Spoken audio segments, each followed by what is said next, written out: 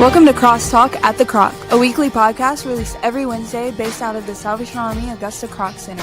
Our goal is to spread the gospel of Jesus Christ as well as show how a relationship with Him can change your life.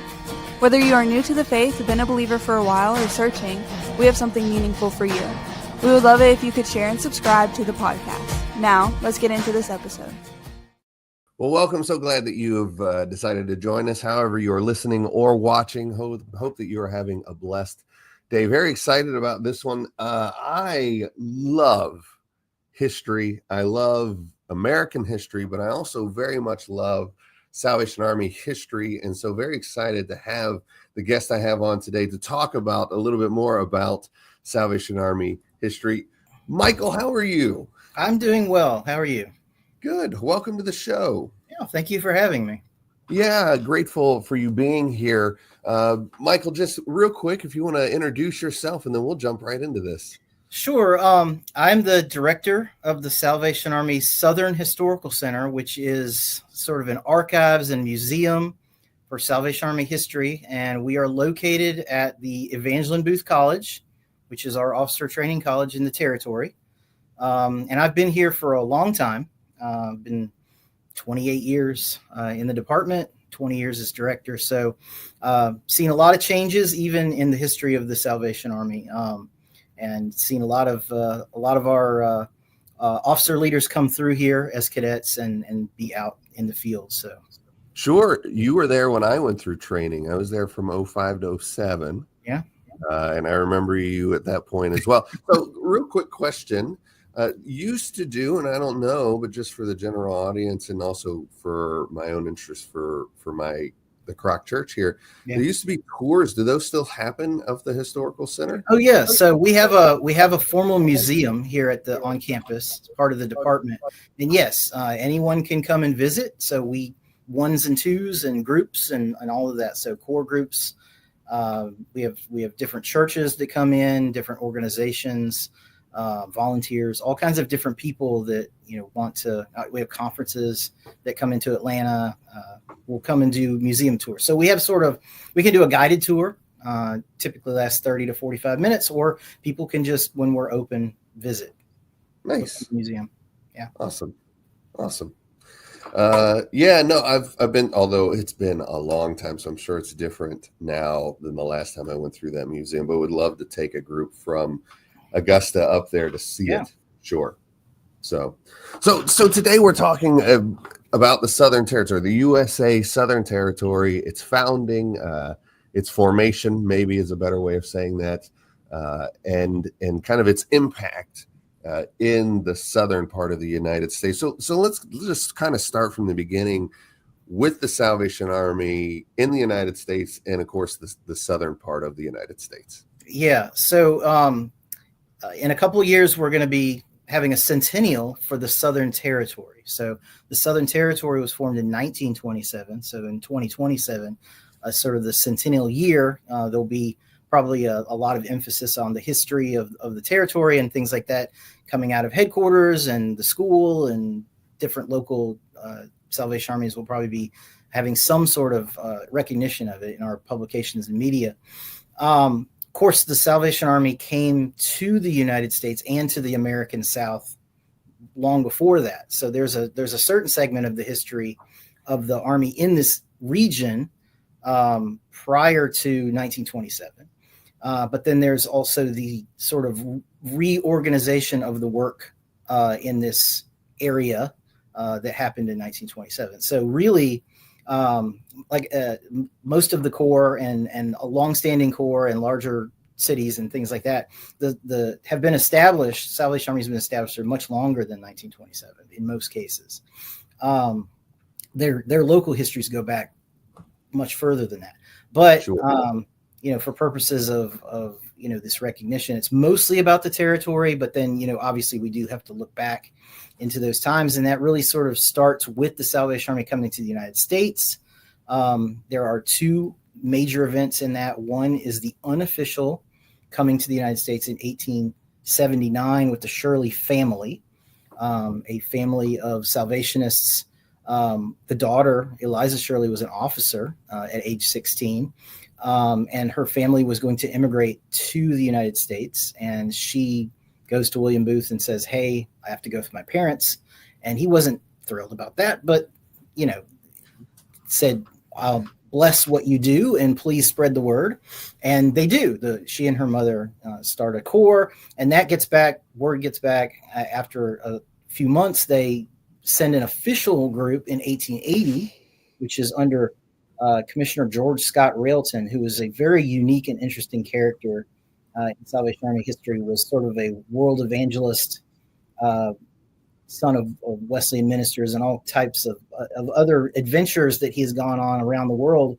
One of those being coming to the United States and sort of officially establishing that with a group of women affectionately known as the Hallelujah Lassies. So a group of single women come with him, and he sort of unleashes them on New York and its environment, and sort of recruiting people, evangelizing, organizing corps, and off they go.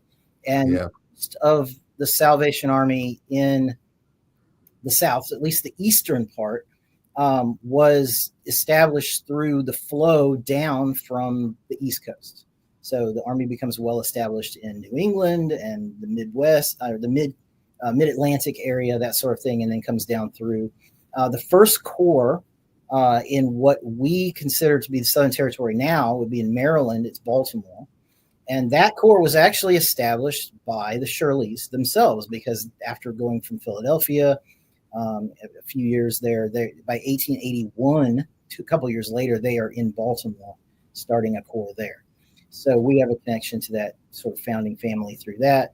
And that family continues on in the Army today. There are relations and things, and starting other corps, marriages and other things. So there's a lot to Shirley's. So it's good. That Baltimore Corps I have been to years ago, right? So it's kind of a neat kind of connection. And then I think too as you're talking about how the formation of the South was 1927, but like here in Augusta, it was founded in 1891, right? Which I think was the second corps in Georgia, the first being in Atlanta. Right. And so we're a part of that early history as well here in Augusta. And then, the landing of George Scott Railton, I couldn't help but think too of being up in New York. And if you go to Battery Park, you can actually see that there's a big monument marker. Yes. That's where they land. Yeah. So that at one time, Battery Park was the ferry, or the stop for the ships. So, now it's sort of ferries, to go across. But that was where a lot of ships were coming from overseas, and the ship that they brought from that they came over on, actually was there. And that was sort of the first place they landed. And so word had come that they were coming. So there were reporters and things. There's newspaper articles about this very eclectic group rolling off of the ship. And the first thing they do is they come out with uniforms and flags and, plant the flag and have a prayer meeting and the whole thing. And so it was very much what you think of as old Salvation Army history, right from the very time that they made that official group. So because they had a couple months there, they had some publicity, like the group is coming, and it took them longer because going across the Atlantic at that time was not easy. So they got delayed, and so they finally got there, but they people had warning that they were coming. So no, that's awesome. I also love the fact that certainly there was success in New York and in Philadelphia, but it didn't stay there, right? Yeah. It spreads into New England, the Mid-Atlantic, and then down the coastline. I love that kind of early pioneer spirit of the Salvationists. Yes. And so I would say, like I said, the eastern part, that was how it started. There are parts of the territory, such as Oklahoma and Arkansas and Texas, that got started from the Midwest. People came down from Kansas. The Salvation Army had been established in the plains, and they came down from there. Or in Texas, the trade through the Gulf. So people came up through the Gulf Coast and the Mississippi River. And so they spread through that way. It didn't go directly across. Sure. It was extremely rural in what the deep South, those places. Sure. So it tended to spread along railroad lines and shipping and trade. The people that the Army typically was going after at that time were working class people that lived in towns and cities, and that was where those people were. So they were in the towns and cities, and they were near transportation hubs, and in trades and mills and things like that. So that's how the Army sort of sprung up along those lines in those days. So yeah. So correct me if I'm wrong, but the Southern Territory, was that the last territory formed? Yes. Yeah. So the other three territories, East, West, and Central, were formed in 1920 as a way to sort of. So after World War I, so the Salvation Army establishes itself, grows a lot out of the war service. So everybody knows the stories of the Donut Girl, right? The Donut Girl is going over to World War I, and the support of the American people, apart from just Salvationists, but people in the general public supporting the work of the Salvation Army, particularly in social services and other things, doing huge fundraising campaigns and things. The Army was growing so rapidly after World War I that administratively, just coming out of one office in New York was just, it was difficult. Also at this same time, there were some strained relations, we should say, maybe between national headquarters and international headquarters, about whose authority and how that sort of devolved into places in the world. So the Army had been moving all over the world. It was in a lot of countries. And the control of London over everything, during World War I became very difficult because, of course, England was in the war, Europe was torn apart. So a lot of the Salvation Army world during the war was all kind of on its own for a lot of the time. So IHQ control over everything. Like, this wasn't the era of William Booth, that everything was William Booth. It was, their own administrations had been established in other places around the world, and they had to do what they had to do to survive. And so that meant that a lot of these places, had established their own ways of working and their own cultures and things. And so the United States gets huge as far as Salvation Army work and money. And so dividing it up made sense, getting different leaders out of New York and into other places and giving them more authority in those places. The Salvation Army was well established on the West Coast, had been for a very long time. Chicago was well established for a very long time, but the South was not. So even from 1920 to 27, the South, east of the Mississippi River, was under New York, and west of the Mississippi River was under Chicago.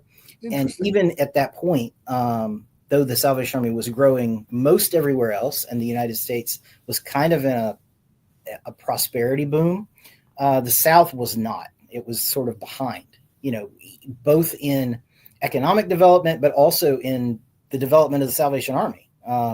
If you look at the number of corps, there was a time where there were more corps in Eastern Pennsylvania than there were in the whole South. I mean, it was crazy how few corps and how small they were, really. There was a report by William McIntyre, who was the first territorial commander, who said that active, not what was on the rolls, but active soldiers average in 1927 when they took over was 6 soldiers per corps that were active.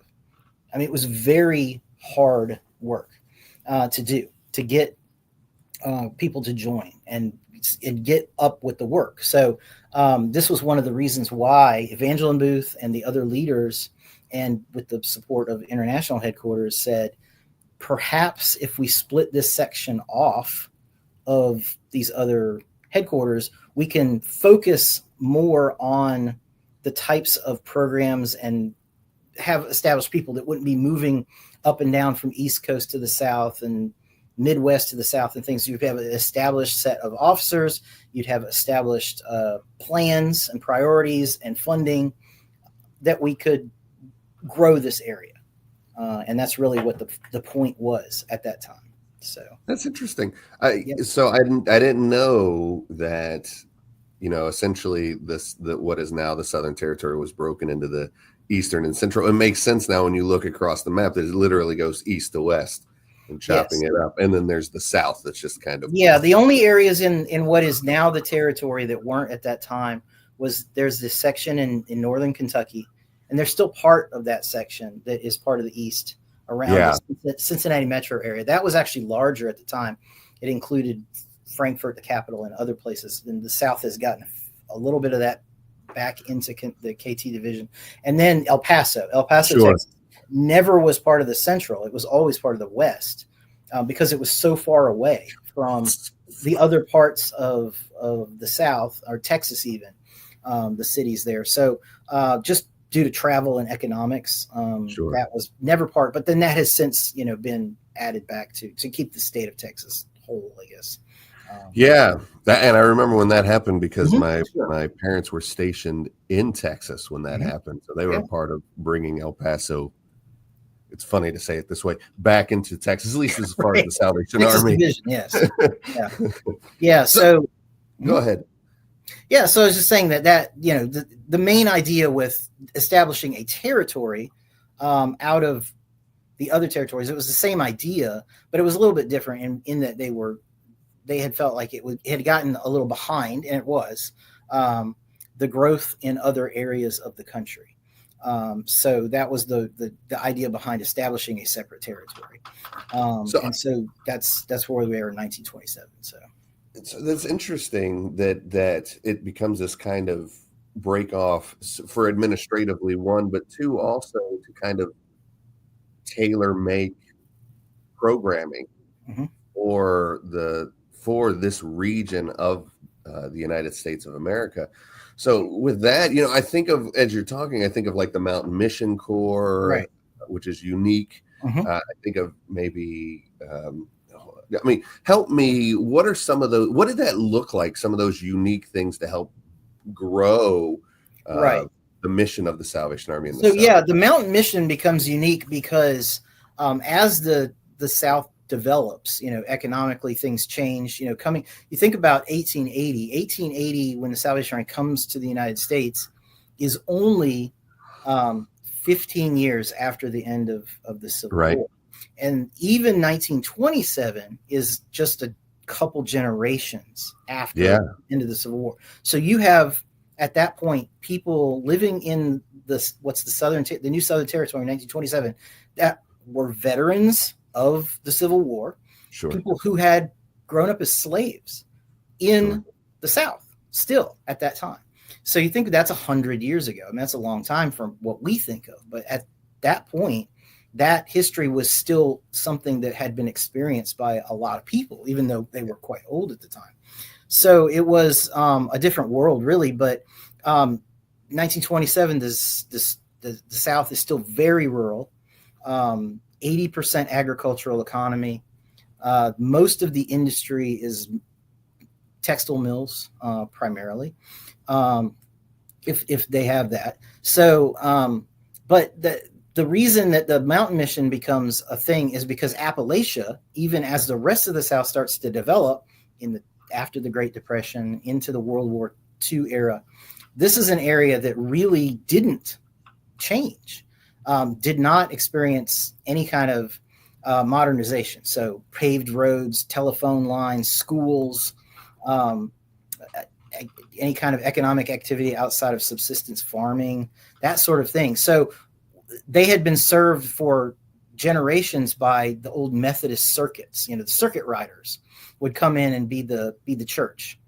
And as that fell away, long before, these places basically became an area that was underserved both by society at large and also the churches. And so that there were several areas where the Salvation Army saw a need for both being an advocate for like social services and that sort of thing, but also establishing chapels in places that didn't have any active churches for the most part. And so those are things that were several women, Major Cecil Brown, and Mary Peacock in North Georgia. It was a smaller version of the Mountain Mission that happened in North Georgia, where these women, were sort of the area and took on these circuits and sort of rode around and ministered to people and were were everything to those communities until they became sort of reintegrated into the larger state and other things. So if you go to places like Waynesville, North Carolina, and White County, Georgia, and things like that, they're not that different than everywhere else. But in the 1930s and 1940s and into the 1950s, they certainly would have looked like 100 years ago, 100 years before that. So yeah, I remember when I was stationed in Athens, Georgia, several years ago, meeting. You mentioned Mary Peacock, meeting like her descendants. Yes, that Athens was kind of the head. At one time, was one of the headquarters of that. Yeah, it was. That's just neat. How 100 years ago feels forever ago, but it really isn't. Right? This history continuing on and growing. So yeah, it's good. So with that, give me some other if there are other programmings or things like that makes like the part of our history unique for the American South. So definitely the idea of major scale disaster services just is always around in the Salvation Army in the South more than anywhere else probably in the world, because of hurricanes. I mean, the other types of natural disasters occur in other places, but they tend to be momentary and small. Though they are terrible for the people that have them, they're not as widespread as hurricanes. So the history of the development of disaster services around hurricane response in this territory has really shaped a lot about where the Army establishes headquarters and how it organizes itself around things and the types of social work and disaster work and things that are done, from immediate relief to long-term relief and things, and how that has developed and grown with cooperative agencies and the government getting involved in it and a lot of things like that. So that goes all the way back to 1900 in Galveston, Texas. So that's like the very big first one in the territory, even though there wasn't a territory at that time. Where the city of Galveston more or less was destroyed by a tidal wave storm surge from a hurricane. And the Salvation Army gets involved in doing relief work there because there was already a Corps in Galveston and a Corps in Houston and a Corps in Corpus Christi and places like that. So there were people there. And the national headquarters really was the focus at that point to organize disaster relief and come alongside other agencies and do fundraising and all types of things. The Army at that point did not have any sort of idea or organization around disaster response, but it really gets started. Following that, there was a huge earthquake in California and San Francisco, and that's really where they established like formal lines of disaster response coming out of national headquarters. And then from there forward, there's always been that aspect of the work in the Salvation Army. And really, there are major hurricane responses, throughout the 1920s and 30s and on forward that sort of formalize and establish and sort of reach out to the public for their assistance and things like that. So you have things like Hurricane Camille, which happened in the Gulf Coast in 1969. That's really where the federal government, outside the military. So usually what would happen in these situations is, local officials and whoever was there would have to respond to it. And maybe the National Guard from the state would get sent out. And that's about how the response went. The federal government had no organized method of dealing with disasters, and establishing those types of offices that dealt with other organizations such as the Salvation Army started after Hurricane Camille. And so since 1970, the Salvation Army has had a formal relationship with the government in disaster services because of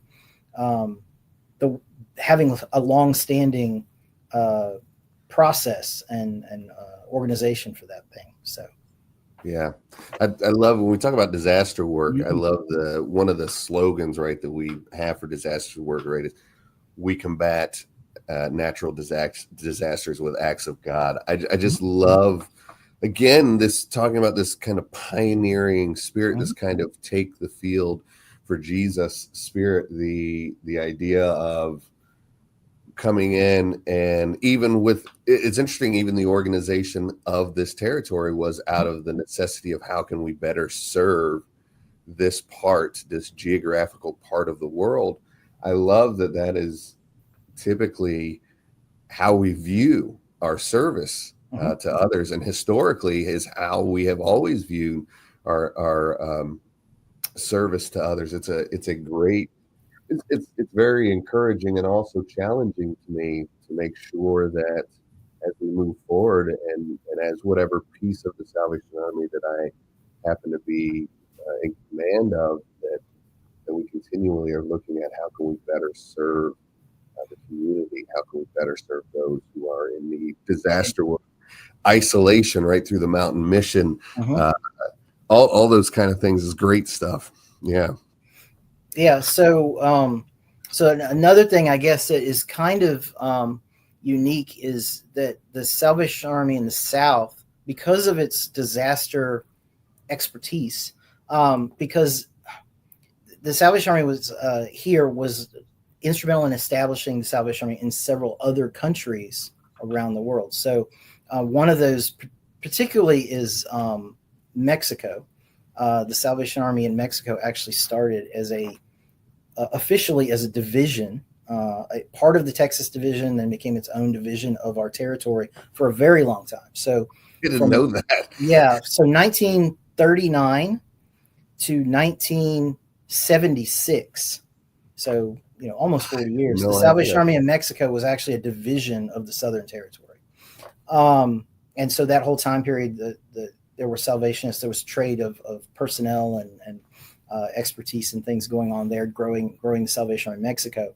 But through its disaster work, because international headquarters up to about the 1980s really didn't have its own network of disaster response throughout the world, it was more or less up to those specific countries, and a lot of those places didn't have the funding or personnel to do that.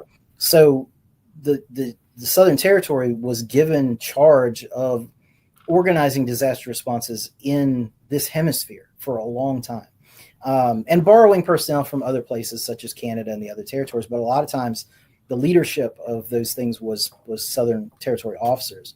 One of those big responses was in 1976, there was a huge earthquake in Guatemala, and where whole cities were leveled, towns, and the Salvation Army went in to do relief work, but also to provide methods for the people to rebuild those villages, and bringing in like concrete block machines and things like that. But through that, the Salvation Army established work in Guatemala. Again, it had been there in, say, the 40s, early 50s, but because of government changes and other things, it had died off or been banned or something. But it came back.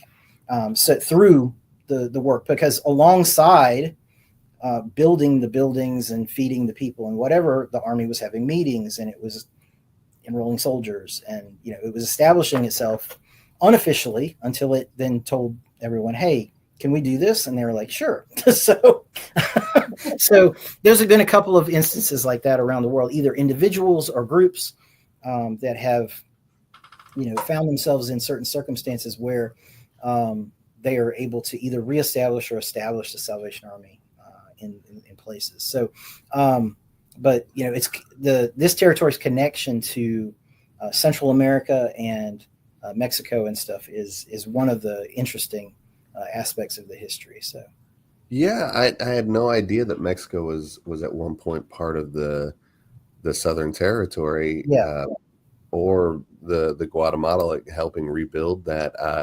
It is like I obviously, being in the Salvation Army and knowing some things, see the impact that we have even beyond our country's borders, but didn't realize these two big instances. A great thing again, it's that the recognition of us as Salvationists is that we certainly are called to the world for God, right? We used to sing that, we still do sing these kind of songs, the world for God. What can we do to make a difference anywhere we go?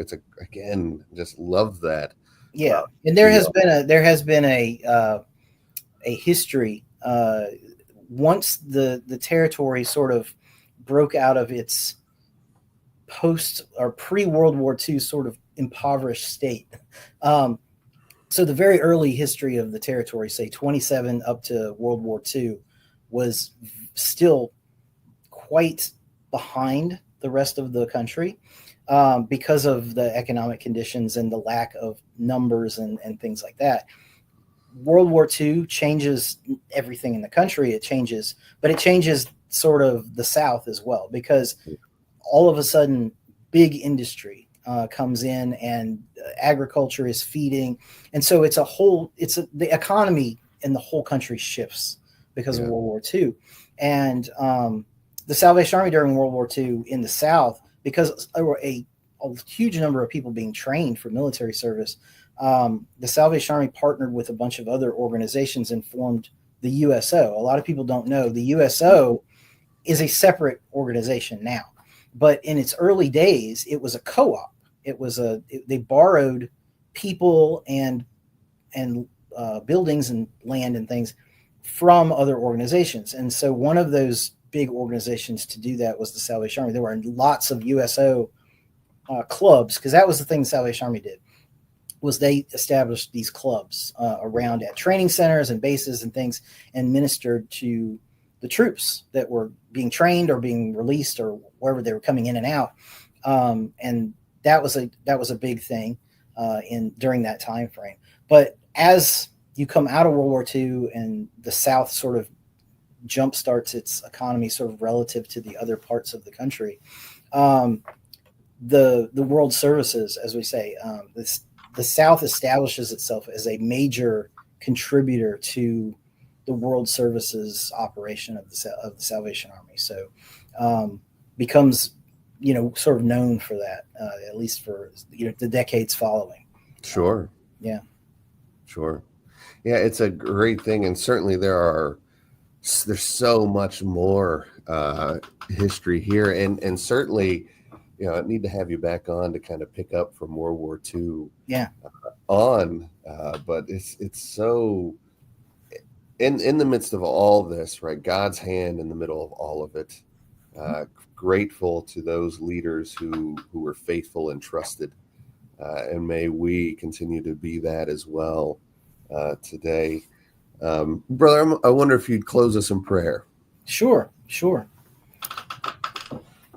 Dear Lord, thank you for the opportunity that we have to have this podcast to sit down and discuss Salvation Army history and how it reflects on the impact of all of those in the Salvation Army world that have come before us, and all of the people that they have touched and the lives that have been changed through the work of the Army. That work is going on everywhere, as you know, and it has a future, and the future is rooted in the past. As we understand the things that you call this Salvation Army to do, we ask you to bless the Salvation Army in the Southern Territory, the training college where I am, and our cadets, the work all over, including Major Jonathan's flock there in Augusta, and all the things that you have as a plan for the upcoming years and decades of the work in the Salvation Army. Yeah. Amen. Amen. Amen. Thank you for my guests for being here today. Thank you to the audience for taking time to listen. The Salvation Army is literally around the world. Find one near you. Get involved. Get engaged. They are doing amazing things in your community. May God bless each and every one of you, and have a great rest of your day. Thank you for tuning into this episode. We're grateful to have you as part of our community.